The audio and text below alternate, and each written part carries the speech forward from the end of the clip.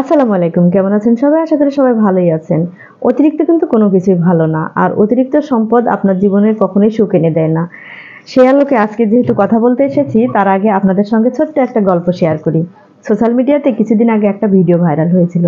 সে ভিডিওর বিষয়বস্তুটা এমন ছিল যে ছোট্ট একটা পাখি, তার লম্বা একটা ঠোঁট ছিল এবং সেই ঠোঁটে সে তার সাধ্যের অতিরিক্ত কিছু মাছ শিকার করে রেখেছিল।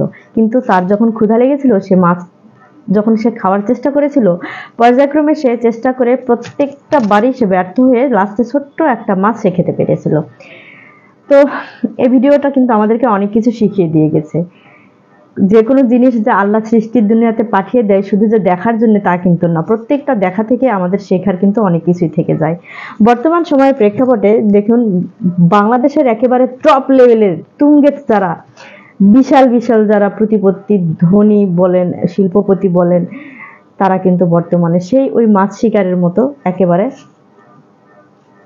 সেই অবস্থায় চলে গেছে।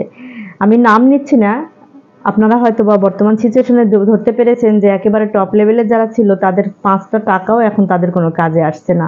টাকা দিয়ে তারা তাদের জীবনও রক্ষা করতে পারছে না, টাকা দিয়ে তারা তাদের সম্মানও রক্ষা করতে পারছে না, প্লাস তাদের সঞ্চিত টাকা তারা নিজেরাও খেতে পারছে না, তাদের পরিবারের জন্যও খেতে পারছে না।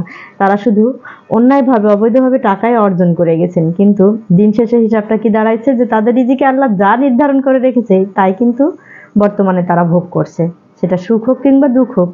তাই বলবো অতিরিক্ত কোনো কিছুই ভালো না, লিমিটের ভিতরে থাকুন। আর লিমিটের ভিতরে মানুষকে সহনশীল পর্যায়ে আপনার আচরণগুলোকে রাখুন।